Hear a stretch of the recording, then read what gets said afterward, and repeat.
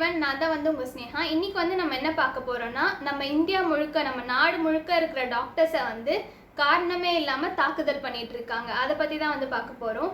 நம்ம உலகத்தையே கொரோனா அழிச்சிட்டு இருக்கு. எத்தனையோ உயிர்கள் ஒரு நாளைக்கு போயிட்டு இருக்கு. பட் இதுல இருந்து காப்பாத்துற ஒரே ஆள் டாக்டர்ஸ் தான். அவங்க தான் தெய்வத்துக்கு அடுத்தது அப்படி இருக்காங்க. அவங்கள போயிட்டு கொஞ்சம் கூட என்னன்னு யோசிக்காம தன்னோட சொந்தக்காரங்க போயிட்டாங்க, தன்னோட அப்பா அம்மா போயிட்டாங்க அப்படின்ற ஒரே காரணத்துக்காக டாக்டர்ஸை போட்டு அடிச்சா உங்க அப்பா அம்மா உங்க சொந்தக்காரங்க உயிரோட வந்துருவாங்களான்னு கேட்குறேன். டாக்டர்ஸ் கடவுள் கிடையாது. டாக்டர்ஸ் கடவுளுக்கு அடுத்தது தான். ஸோ டாக்டர்ஸால முடிஞ்ச அளவுக்கு தான் செய்ய முடியும். மற்றது கடவுள் கிட்ட தான் இருக்கு. நீங்க டாக்டர்ஸ் அடிச்சா அதுல என்ன பிரயோஜனம் இருக்கு? நீங்களே சொல்லுங்களேன். உங்களுக்கு நான் அசாம்ல நடந்த ஒரு இன்சிடென்ட் பத்தி சொல்றேன். இது டியூஸ்டே நடந்தது. ஓஜாய் அப்படின்ற ஒரு டிஸ்ட்ரிக்ட்ல இது நடந்தது. இதுல ஒரு டாக்டரை 24 பேர் சேர்ந்து அடிச்சிருக்காங்க. அதுல அந்த 24 பேரும் அந்த பேஷண்டோட சொந்தக்காரங்க, அதுக்கப்புறம் ரிலேட்டிவ்ஸ், ஃப்ரெண்ட்ஸு, இவங்கெல்லாம் அடிச்சிருக்காங்க. ஏன் அடிச்சிருக்காங்கன்னு பார்த்தீங்கன்னா, அந்த பேஷண்ட் சிவியர் கோவிட் இன்ஃபெக்ஷன் இருந்திருக்கு. அதாவது கோவிட் முற்றிய நிலையில இருந்திருக்கு. அவர் கோவிட் கேர் சென்டர்ல வச்சிருந்தாங்க. அவருக்கு யூரின் போகலை அப்படின்னு சொல்லிட்டு அவரோட ரிலேட்டிவ்ஸ் டாக்டரை கூப்பிட்டுருக்காங்க. டாக்டர் பார்த்த உடனே தெரிஞ்சிருக்கு அந்த பேஷண்ட் இறந்துட்டு இருக்காங்க அப்படின்றது. அந்த டாக்டர் என்ன பண்ணியிருக்காரு, இப்போ ரிலேட்டிவ்ஸ்க்கு இன்ஃபார்ம் பண்ணோம் அப்படின்னு சொல்லிட்டு போய் சொல்லியிருக்காரு, இந்த மாதிரி அவர் இறந்துட்டாரு அப்படின்ட்டு. அதுக்காக காரணமே இல்லாமல் அவரை போட்டு அடித்தா அவங்க ரிலேட்டிவ் எழுந்து உயிரோட வந்துடுவாரா? அவரால் டாக்டரால் என்ன பண்ண முடியுமோ அந்த மேக்ஸிமம் அவர் போட்டிருக்காரு. நீங்கள் எப்படி காரணமே இல்லாமல் அவர் அடிப்பீங்க? ஒரு உயிரை காப்பாற்றுற டாக்டர் மேலே கை வைக்கக்கூடாதுன்னு எவ்வளவோ சட்டம் இருக்குது. அதெல்லாம் உங்களுக்கு ஏன் தோண மாட்டேங்குது? இந்த பேண்டமிக் சுச்சுவேஷனில் அவன் குடும்பத்தை விட்டுட்டு உங்களுக்காக போராடிட்டு இருக்கான். டாக்டர்ஸ் மட்டும் மனுஷன் இல்லையா? அவங்க என்ன கடவுளா? அவங்களுக்கெல்லாம் கொரோனா வராதான் என்ன? எல்லாருக்கும் கொரோனா வரும். அவன் வீட்டில் பொண்டாட்டி, பிள்ளைங்க, அப்பா அம்மா எல்லாரையும் விட்டுட்டு உங்களுக்காக சரி நம்ம படித்தது யாருக்காக? உங்களை உயிரை காப்பாற்றணும் தானே. அதுக்காக அவங்க தான் உயிரையும் பொருட்படுத்தாமல் உங்களுக்காக போராடுறாங்க. ஆனால் நீங்கள் என்னடானா அப்படி போட்டு அடிக்கிறீங்க. அந்த வீடியோ பார்த்தா கண்ணில் தண்ணி தான் வருது. அப்படி அடிக்கிறீங்க. நான் உங்களுக்கு டாக்டர் சேனாபதியோட ஃபோட்டோ காட்டுறேன். எவ்வளோ ப்ரூட்டலாக, எவ்வளோ கொடுமையாக மக்கள் அடித்து துன்புறுத்திருக்காங்கன்னு பாருங்கள். அவருக்கு என்ன தலையெழுத்து அவங்க கிட்ட அடி வாங்கணும்ட்டு? உங்கள் உயிரை காப்பாற்றுறதுக்காக அவர் உயிரை பொருட்படுத்தாமல் வந்திருக்காரு. அவரை நீங்க தெய்வமா நினைச்சு கும்பிடணும். உங்களுக்கு உங்க அப்பா அம்மா, உங்க ரிலேட்டிவ் ஒருத்தர் தான். அவருக்கு எவ்வளோ மக்களை காப்பாற்றணுன்ற ரெஸ்பான்சிபிலிட்டி இருக்கு.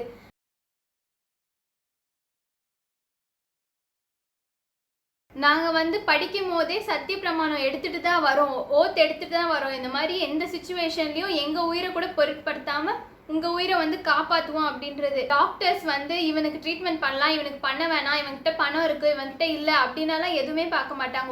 ஒரு உயிரை காப்பாற்றுறதுக்காக தான் உயிரை கூட மதிக்காமல் செயல்படுறாங்கல்ல, அவங்க தான் டாக்டர்ஸ்.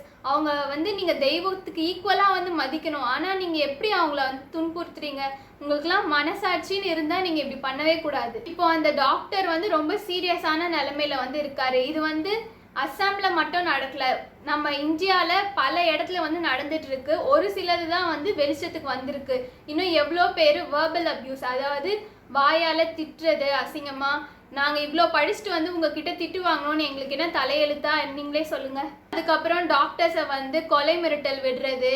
உங்களுக்கு உங்கள் சொந்தக்காரங்க, உங்கள் அப்பா அம்மான்ற ஒரு உயிர் தான். நாங்கள் எத்தனை உயிரை காப்பாற்றுறோம் நீங்களே யோசிங்க. எங்களால் எவ்வளோ மேக்ஸிமம் முடியுதோ அந்த அளவுக்கு தான் எங்களால் பண்ண முடியும். அதுக்கு மேலேயும் நாங்கள் போய் பண்ணணும்னா நாங்கள் கடவுளாக தான் மாறணும். ஈவன் கடவுளால் கூட உங்களுக்கு ஏதாவது பிரச்சனைனா இறங்கி வர முடியாது. அவங்க சிலை தான். நாங்கள் தான் உங்களுக்கு எதுவாக இருந்தாலும் இறங்கி வேலை பார்க்குறோம். எங்களுக்கும் உயிர் இருக்குது, எங்களுக்கும் குடும்பம் இருக்குது, எல்லாம் இருக்குது. நாங்கள் எங்கள் உயிரை பொருட்படுத்தலை. ஆனால் நீங்கள் எங்களை எப்படி ஒரு புழு பூச்சியோட கேவலமாக போட்டு அடிக்கிறீங்க. இப்போ நீங்க பண்ற தப்புனால எங்களுக்கு இன்னொரு பேஷண்ட்ஸ் வந்தானா இவனுக்கு ரிஸ்க் எடுத்து நம்ம உயிரை ரிஸ்க் எடுத்து காப்பாற்றணுமா அப்படின்ட்டு தோணும். இப்போ ஒரு பஸ் கண்டக்டர் அடிக்கிறீங்க, மொத்த பஸ் கண்டக்டரும் ஸ்ட்ரைக் பண்ணா உங்களால என்ன ஆக முடியும்? பஸ் ஓடாது. அதே மாதிரி டாக்டர்ஸ் எல்லாமே ஸ்ட்ரைக் பண்ணி நாங்கள் யாரும் இவங்க உயிரை காப்பாற்ற மாட்டோம்னு சொன்னா உங்கள் உயிரெலாம் என்ன ஆகும்? இப்போ கொரோனா சுச்சுவேஷனில் கொஞ்சோண்டு உங்கள் வீட்டை விட்டு வெளியில் என்ன நடக்குதுன்னு யோசிச்சு பாருங்கள். எங்கே போனாலும் சாவு, எங்கே போனாலும் ஆம்புலன்ஸில் அவ்வளோ பேர் நின்றுட்டு இருக்காங்க. உயிருக்கு போராடிட்டு அவ்வளோ பேர் இருக்காங்க. எல்லா உயிரையும் டாக்டர்ஸ் வந்து காப்பாத்திட்டு இருக்காங்க. இதே மாதிரி வந்து கல்கட்டாலையும் ஒரு இன்சிடென்ட் வந்து நடந்தது. NRS ஹாஸ்பிட்டல் அப்படின்ற ஹாஸ்பிட்டல்ல 85 வயசு முதியவர் ஒருத்தருக்கு வந்து உடல்நிலை சரியில்லை அப்படின்னு வந்து அட்மிட் பண்ணியிருக்காங்க. அவர் வந்து ரொம்ப சீரியஸான கண்டிஷன்ல போய் இறந்துட்டாரு. நைட் டியூட்டி பார்த்த டாக்டர் வேற, மார்னிங் டியூட்டி பார்த்த டாக்டர்ஸ் வேற. பேஷண்டோட ஃப்ரெண்ட்ஸு ரிலேட்டிவ்ஸ் எல்லாருமே அந்த ஹாஸ்பிட்டலில் போட்டு அடித்து நொறுக்கிட்டுலாம் இருக்காங்க. அதுவும் இல்லாமல் அந்த டியூட்டியில் இருந்த டாக்டரை போட்டு மண்டையிலேயே அடிச்சிருக்காங்க. அவரோட ஸ்கல்லாம் வந்து டேமேஜ் ஆயிருக்கு. அவர் இப்போ கோமால போயிருக்காரு. எங்க இவ்வளோ படிச்சுட்டு உங்ககிட்ட அடி வாங்கிட்டு கோமால போனோன்னு அவருக்கு என்ன தலையெழுத்தா? அவர் எவ்வளோ உயிரை காப்பாற்றிருக்காரு. நீங்களே யோசிச்சு பாருங்க. ஒரு சொந்தக்காரங்க உயிர் போனதுக்கு இன்னொரு உயிரை எடுப்பீங்களா? ஒரு உயிரை எடுக்கிறதுக்கான அதிகாரம் உங்க யாருக்குமே இல்லை. அது வந்து கடவுளோட வேலை. நீங்க எதுக்கு அதில் வந்து தலையிட்டு பண்றீங்க?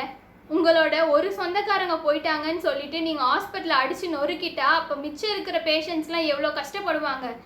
இதே வந்து நாங்கள் எல்லாரும் ஸ்ட்ரைக் பண்ணிட்டு இனிமேல் நாங்கள் யாரும் வேலைக்கே வரமாட்டோம், இனி நாங்கள் உயிரை காப்பாற்ற மாட்டோம்னா இந்த நாடே பொணமாக தான் கிடக்கும், சுடுகாடாக தான் ஆயிடும். ஸோ நீங்கள் கொஞ்சம் யோசிங்க. உலகத்தில் என்ன நடக்குது, என்ன சுச்சுவேஷன். அவனுக்கு ஃப்ரஸ்ட்ரேஷன் இருக்குது, அவனுக்கு மன அழுத்தம் இருக்குது. டாக்டர்ஸ் அவன் பொண்டாட்டி பிள்ளைங்க எல்லாத்தையும் விட்டுட்டு வந்து வேலை பார்த்துட்டு இருக்கான். அவங்க அப்பா அம்மா விட்டு வந்து வேலை பார்த்துட்டு இருக்காங்க. அவங்களுக்கும் மன அழுத்தம் இருக்குது. அவங்கள தனிமைப்படுத்திட்டு இருக்காங்க. வீட்டுக்கே போய் பார்க்கறது இல்லை அப்படின்னு எத்தனையோ டாக்டர்ஸ் அழுகுறாங்க. ஒரு கோவிட் டியூட்டி பார்த்தாங்கன்னா அதுக்கு அடுத்து அந்த டாக்டர் வந்து குவாரண்டைனில் இருக்கணும். பட் ஆனால் குவாரண்டைன் பண்ணுறதுக்கு கூட டைம் இல்லை அப்படின்னு சொல்லிட்டு அந்தந்த டாக்டர்ஸ்க்கு 2 நாள் தான் குவாரண்டைனுக்கு டைம் தராங்க. தான் உயிரை கூட மதிக்காமல் உங்களுக்காக வந்து போராடுறாங்க. ஆனால் அவங்கள போட்டு இப்படி அடிக்கிறீங்களே, உங்களுக்குலாம் மனசாட்சின்னு இருந்தால் நீங்கள் இப்படி பண்ணக்கூடாது. டாக்டர் சண்முக பிரியா அப்படின்றவங்க வந்து ப்ரெக்னெண்ட்டாக இருந்தாங்க. அப்போ கூட உயிரை காப்பாற்றணும் அப்படின்றதுக்காக அவங்க வந்து கோவிட் டியூட்டியில் வந்து வேலை பார்த்தாங்க. அவங்களுக்கு என்னங்க தலையெழுத்தா? என்னோட குழந்தையும் என்னையும் பார்த்துக்கிட்டு வீட்டில் இருக்கலாம் அப்படின்ட்டு அவங்க யோசிக்கல. உங்கள் உயிரை காப்பாற்றணும் தான் வந்தாங்க. அவங்க வந்து ப்ரெக்னெண்ட்டாக இருந்தப்போ அதனால வேக்சினேஷன் கூட எடுக்கல. அதனால அவங்களுக்கு வந்து கொரோனா தொற்று வந்துட்டு அவங்க உயிரை இழந்துட்டாங்க. அவங்கள மாதிரி எத்தனையோ டாக்டர்ஸ் வந்து உங்களுக்காக வந்து உயிரை தியாகம் பண்றாங்க. ஆனா நீங்க இன்னொரு டாக்டரோட உயிரை வந்து எடுக்கிறீங்க. அது எப்படிதான் எனக்கும் புரியல. இது வந்து இங்க மட்டும் நடக்கல. கர்நாடகால வந்து சிக்மங்களூர் டிஸ்ட்ரிக்ட்ல வந்து 6 வயசு குழந்தைக்கு வந்து டெங்கு காய்ச்சல் வந்து இருந்தது. ஸோ அங்கே வந்து அவங்க ட்ரீட்மெண்ட் பார்த்துட்டு இருந்தாங்க. அந்த குழந்தை வந்து சீரியஸாக ஆயிட்டாங்க. ஸோ வந்து உடனே வேறு ஃபெசிலிட்டி இருக்க ஹாஸ்பிட்டலுக்கு ஷிஃப்ட் பண்ணோம் அப்படின்றதுக்காக சிவமோகாவுக்கு ஷிஃப்ட் பண்ணுறாங்க அந்த குழந்தைய. அங்கே வந்து அந்த குழந்தை இறந்துருது. அதுக்கு டாக்டர் என்ன பண்ண முடியும்? அவரால் மேக்ஸிமம் என்ன பண்ண முடியுமோ அந்த எஃபர்ட்டை போட்டு தானே உயிரை காப்பாற்ற ட்ரை பண்ணார். அந்த குழந்தை இறந்துச்சுன்னா அதுக்கு வந்து அந்த டாக்டரை போட்டு அடிப்பீங்களா? இப்போ அந்த டாக்டரும் சிவமோகா ஹாஸ்பிட்டலில் வந்து அட்மிட் பண்ணி ட்ரீட்மெண்ட் எடுத்துட்டு இருக்காரு. இதெல்லாம் அவருக்கு தேவையாங்க? பீடியாட்ரிஷியன் படிக்கிறது வந்து அவ்வளோ ஈஸிலாம் கிடையாதுங்க. ஒரு உயிரை காப்பாற்றுறதுக்காக அவரால் எவ்வளோ மேக்ஸிமம் முயற்சி பண்ண முடியுமோ அவ்வளோதான் வந்து பண்ண முடியும். மற்றதெல்லாம் கடவுள் கையில் தான் இருக்குது. அவர் என்ன பண்ண முடியும்? அவர் உயிரை எடுத்தால் கொடுக்க முடியும்.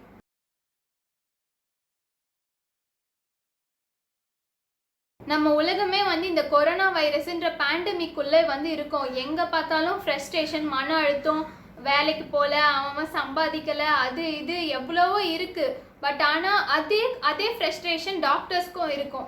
அதை விட மன அழுத்தம் டாக்டர்ஸ்க்கு வந்து இருக்கும். இந்த டைமில் கூட அவன் குடும்பத்தை பார்க்காம உங்களுக்காக வந்து போராடிட்டு இருக்காங்க பாருங்கள். அதுவும் வந்து கொரோனா வைரஸ் அவங்களுக்கு வராதுன்னு நீங்கள் 100% சொல்லவே முடியாது. என்னதான் பிபிஇ கிட் போட்டிருந்தாலும், அதான் அவங்க ஃபுல்லாக போட்டிருப்பாங்களே உடம்புல க்ளவுஸு அது இதுன்னு போட்டிருந்தாலும் அவங்களுக்கும் வந்து கொரோனா தொற்று பாதிப்பு வர்றதுக்கு வாய்ப்பு இருக்குது. அவங்க ஒன்றும் சாகாவரம் பெற்ற கடவுள்லாம் கிடையாது எனக்கு கொரோனாவே வராது அப்படின்றதுக்கு. அவங்களுக்கும் வரும். அவங்க உயிரை வந்து பொருட்படுத்தாமல் உங்களுக்காக வந்து போராடுறாங்க. ஸோ அவங்கள வந்து நீங்கள் தெய்வமாக வந்து மதிக்கணும். எல்லா தொழிலையும் வந்து தப்பு பண்ணி கற்றுக்கலாம். பட் ஆனால் டாக்டர், மெடிசன் துறையில் வந்து அப்படி பண்ணவே முடியாது. ஒரு நாளைக்கும் அவ்வளோ உயிரோடு டீல் பண்ணணும் அவங்க. ஸோ அவங்க உயிரோடு வாழ்கிறவங்க. ஸோ அவங்களோட உயிரை நீங்கள் இப்படி எடுக்கிறதுக்கு உங்களுக்கு யார் உரிமை கொடுத்தானே தெரியல. இந்தியாவில் வந்து அவ்வளோ சட்டம் இருக்குது டாக்டர்ஸோட உயிரை காப்பாற்றணும் அப்படின்றதுக்காக. இந்தியாவில் வந்து பேண்டமிக் டைமில் டாக்டர்ஸோட உயிரை வந்து காப்பாற்றணும் அப்படின்றதுக்காக சட்டம்லாம் கொண்டு வந்திருக்காங்க.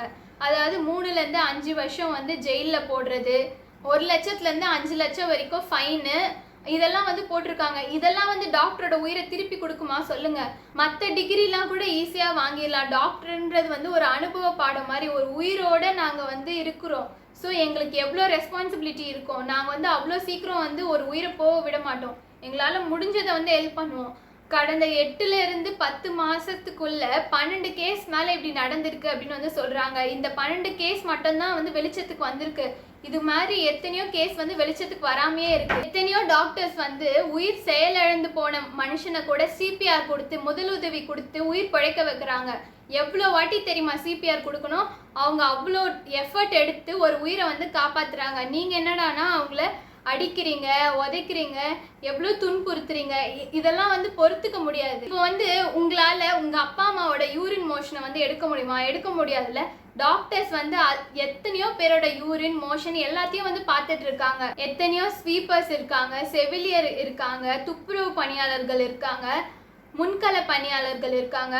எல்லாருமே வந்து அவங்க உயிரை கூட மதிக்காம உங்க உயிரை காப்பாற்றணும் தான் வந்து போராடுறாங்க. இந்த டைம்ல நீங்க வந்து அவங்களுக்கு ஒரு சப்போர்ட்டா வந்து இருக்கணும்.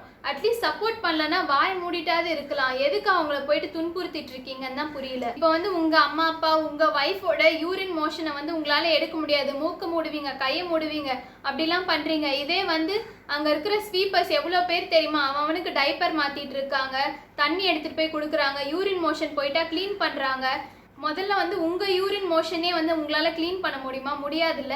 அப்ப எவ்வளோ பேர் வந்து போராடிட்டு இருக்காங்க. அட்லீஸ்ட் அவங்களுக்காக ஒரு ஹெல்ப் பண்றது, அட்லீஸ்ட் உங்களால அவங்களுக்கு ஹெல்ப் பண்ண முடியலன்னா கூட பரவாயில்ல, அவங்கள வந்து துன்புறுத்தாம இருங்க. எத்தனையோ செவிலியர் கூட அவங்களோட வீட்டெல்லாம் விட்டுட்டு வந்து இருக்காங்க. இப்ப டாக்டர்ஸ் மட்டும்தான் பிபிஇ கிட்டோட வந்து வார்டுக்குள்ள போவாங்க. அங்க இருக்க ஸ்வீப்பர்ஸ்லாம் வந்து பிபிஇ கிட் இல்லாம தான் வந்து போறாங்க. உயிரை காப்பாத்துறதுக்காக நம்மளுக்காக சேவை செய்யறாங்க. ஆனா நம்ம ஏன் அவங்கள போட்டு துன்புறுத்துறோம் தான் எனக்கு புரியல. இதே மாதிரி மகாராஷ்டிரால பால்கர்ன்ற ஒரு டிஸ்ட்ரிக்ட்ல வந்து அங்க இருக்கிற மக்களுக்கு வந்து நாலேஜ் வர வைக்கணும், அதை பத்தி அவேர்னஸ் பண்ணணும் அப்படின்றதுக்காக ஹெல்த் கேர் ஒர்க்கர்ஸ் வந்து போயிருந்தாங்க. அவங்கள போட்டு மக்கள் வந்து அடிச்சு துன்புறுத்தி இருக்காங்க. ஏன் இதெல்லாம் பண்றீங்க? உங்க நல்லதுக்காக தானே அவங்க வந்து சொல்றாங்க. இதே மாதிரி கேரளால வந்து ஆலப்புழா அப்படின்ற இடத்துல வந்து ஒரு சர்ஜனு அதுக்கப்புறம் அவங்க கீழே இருந்த 2 ஒர்க்கர்ஸையும் வந்து துன்புறுத்தி இருக்காங்க. ஏன் துன்புறுத்தினாங்கன்னா அவங்க அம்மாவுக்கு வந்து ட்ரீட்மெண்ட் ஒழுங்கா கொடுக்கல அப்படின்னு வந்து சொல்லியிருக்காங்க. பட் அவங்க அம்மா வந்து இறந்த நிலையில தான் ஹாஸ்பிட்டலுக்கே வந்து கொண்டு வரப்பட்டாங்க. பட் ஆனால் அவங்க அம்மாவுக்கு வந்து ட்ரீட்மெண்ட் ஒழுங்கா கொடுக்கல அப்படின்னு டாக்டர் அடிச்சா இது என்ன நியாயம்னே புரியல. டாக்டர்ஸ் வந்து 5 வருஷம் எம்பிபிஎஸ், அதுக்கு அடுத்தது 3 வருஷம் ஸ்பெஷாலிட்டி, அதுக்கடுத்த 3 வருஷம் வந்து சூப்பர் ஸ்பெஷாலிட்டி, இதெல்லாம் படிச்சுட்டு உங்ககிட்ட வந்து அடி வாங்கணும்னு அவங்களுக்கு என்ன தலையெழுத்து சொல்லுங்க. இப்போ நீங்க பண்ற ஒவ்வொரு தப்புக்கும் ஃபியூச்சர்ல வந்து உங்க சொந்தக்காரங்களோ இல்லை உங்களோட லவ்ட் ஒன்ஸ் தான் வந்து பாதிக்கப்பட போறாங்க. இப்போ டாக்டர்ஸ் எல்லாம் ஸ்ட்ரைக் பண்றாங்கன்னு வச்சுக்கோங்களேன். உங்க சொந்தக்காரங்க ஒருத்தர் சாவுக்காக நீங்க டாக்டர்ஸ் அடிச்சிங்க. இப்போ டாக்டர்ஸ் எல்லாம் ஸ்ட்ரைக் பண்ணா ஒட்டுமொத்த உலகமே வந்து சுடுகாடா மாறிடும். கொஞ்சமாவது அதை பத்தி யோசிச்சு டாக்டர்ஸ்க்கு வந்து சப்போர்ட் பண்ணுங்க. இப்போ வந்து ஒரு குடும்பத்துல வந்து ஒரு டாக்டர் இருக்கானா அவன் சொந்தக்காரங்கலாம் என்ன பண்ணுவாங்க? ஃப்ரீ கன்சல்டேஷன் கேட்பாங்க. இதுக்கு என்ன பண்றது, அதுக்கு என்ன பண்றது, அப்போ மட்டும் உங்களுக்கு நாங்க தேவை. ஆனா எங்களுக்கு ஒரு பிரச்சனைனா நீங்க கூட வந்து நிக்க மாட்டீங்கல்ல. எங்களுக்கு ஒரு பிரச்சனைனா நீங்க எல்லாரும் கூட வந்து நிக்கணுன்றதுக்காக தான் நான் இவ்வளோ பேசிட்டு இருக்கேன். டாக்டர்ஸ் வந்து தெய்வத்துக்கு அடுத்தது. ஏன்னா தெய்வம் ஆக முடியாது. உங்க உயிரை வந்து 100% காப்பாத்துறதுக்காக எங்களால போராட தான் முடியும். மற்றது கடவுள் கையில தான் வந்து இருக்கு. உங்களோட காயத்தை வந்து ஆத்துற ஒரு கை தான் வந்து டாக்டர்ஸ். அவங்களோட கையை வந்து காயப்படுத்திடாதீங்க. இப்போ வந்து டாக்டர்ஸ் கண்ணுக்கு எல்லாருமே வந்து ஒரு உயிர் தான். ஆம்பளை பொம்பளை நாங்க பார்த்து வேலை பார்க்க மாட்டோம். எல்லார உயிரையும் காப்பாற்றணும் தான் நாங்க வந்து போராடுறோம். நீங்க என்ன பண்றீங்க? ஒரு ஃபீமேல் டாக்டரை வந்து போட்டு அடிக்கிறீங்க. உங்களோட ஆம்பளத்தனத்தை வந்து அவங்க கிட்ட தான் காட்டுவீங்களா? உங்களோட பவரை வந்து ஒரு ஃபீமேல் டாக்டர் கிட்ட தான் காட்டுவீங்களா? அவங்களுக்கும் குழந்தை குடும்பம் குட்டின்னு இருக்குல்ல, அதெல்லாம் விட்டுட்டு தானே உங்க உயிரை காப்பாத்துறதுக்காக வராங்க. அதையும் மீறி அவங்களால வந்து உங்களை எதிர்த்து அடிக்கவும் முடியாது. அவங்க வீக்கா இருப்பாங்கன்னு நினைச்சு டாக்டர்ஸை வந்து போட்டு அடிப்பீங்களா? ஃப்ரண்ட்லைன் வாரியர்ஸை வந்து ப்ரொடெக்ட் பண்ணுறது தாங்க உங்கள் கடமை. அவங்கள போட்டு துன்புறுத்துறது உங்கள் கடமை இல்லை. மக்களோட உயிரை காப்பாற்றுறவங்களோட உயிரை காப்பாற்றுங்கன்னு தான் நாங்கள் சொல்கிறோம். நீங்கள் வந்து மாஸ்க் போடாமல் வெளியில் போவீங்க, சானிடைசர் போடாமல் வெளியில் போவீங்க, சமூக இடைவெளி வந்து கடைபிடிக்க மாட்டீங்க. எவ்வளவோ படித்து சொல்கிறாங்க வேக்சினேஷன் போடு வேக்சினேஷன் போடுன்னு. ஃப்ரீயாக தான் கொடுக்குறாங்க, அதையும் போய் போட மாட்டீங்க. இந்தியாவில் தான் வந்து அதிகமான வேக்சினேஷன் வந்து வேஸ்ட்டாக போகுது தெரியுமா? ஒரு வயல் வந்து ஓப்பன் பண்ணிட்டாங்கன்னா அதை குறிப்பிட்ட டைம்குள்ளே யூஸ் பண்ணிடணும். ஆனால் இந்தியாவில் தான் வந்து அவ்வளோ வயல்ஸ் வந்து வேஸ்ட்டாக போயிட்டே இருக்குது. அதுவும் இல்லாமல் நாங்கள் வந்து குடும்பத்து கூட டைம் ஸ்பெண்ட் பண்ண முடியாது. ஃபேமிலி ஃபெஸ்டிவல் எதுக்குமே போகாமல் உங்கள் உயிரை வந்து காப்பாற்றுறதுக்காக 24 hours ஹாஸ்பிட்டலில் வந்து இருக்கோம். அதுவும் இல்லாமல் நீங்கள் உங்களுக்கு வர கோவிட் சிம்டம்ஸ் எல்லாம் மறைச்சி வீட்டுக்குள்ளேயே வந்து இருப்பீங்க. சீரியஸாக ஆனோன்னு டாக்டர்கிட்ட வந்து சொல்லுவீங்க. அதுக்கப்புறம் SpO2 லெவல் வந்து 50-60ன்னு போனதுக்கப்புறம் தான் ஹாஸ்பிட்டல், ஐயோ மூச்சு திணறுது அப்படின்னு ஹாஸ்பிட்டலுக்கு தூக்கிட்டு வருவீங்க. 24 ஹவர்ஸ் வந்து உங்களுக்கு ஆக்சிஜன் பெட்டு எல்லா சப்ளையும் பார்த்து பண்ணிக்கிட்டு இருக்கோம். இந்த தப்பெல்லாம் வந்து நீங்கள் பண்ணுவீங்க. ஆனால் உயிர் போனால் மட்டும் டாக்டர் வந்து பொறுப்பு எடுத்துக்கணுமா? அதுவும் டாக்டர் பொறுப்பெடுத்தா பரவாயில்ல, அந்த டாக்டர் அவ்வளோ ட்ரீட்மெண்ட் கரெக்டாக பண்ணியும் அவரை போட்டு அடிக்கிறீங்க, துன்புறுத்துறீங்க. நீங்கள் உங்களுக்கு மனசாட்சின்னு ஒன்று இருந்தால் இதெல்லாம் நீங்கள் வந்து பண்ண மாட்டீங்க. இனிமேல் ஃப்யூச்சர்லையாச்சும் எந்த டாக்டரையும் வந்து துன்புறுத்தாதீங்க. அட்லீஸ்ட் அவங்களுக்கு உதவி பண்ணலன்னா கூட பரவாயில்ல, உபத்திரம் பண்ணாமல் இருங்க. நீங்கள் பண்ணுற ஒரு தப்புக்கும் பதில் சொல்ல போகிறது இனிமேல் வர ஜென்ரேஷனும் இல்லை இனிமேல் வர பேஷண்ட்ஸும் தான். இப்போ டாக்டர்ஸ் எல்லாம் ஸ்ட்ரைக் பண்ணால் என்ன ஆகும்னு ஒரு செகண்ட் யோசிச்சுட்டு நீங்கள் பண்ணுறதை வந்து பண்ணுங்கள். இந்த இன்ஃபர்மேஷன் வந்து உங்கள் ஃப்ரெண்ட்ஸுக்கு, ரிலேட்டிவ்ஸ்க்கு எல்லாருக்குமே வந்து ஷேர் பண்ணுங்கள். அப்போ தான் வந்து அவங்களுக்கு நாட்டில் வந்து என்ன நடக்குது, டாக்டர்ஸ் வந்து எவ்வளோ போராடுறாங்க எல்லாமே தெரியும். டாக்டர்ஸை வந்து இன்னொரு வாட்டி துன்புறுத்துறதுக்கு வந்து அவங்க யோசிப்பாங்க.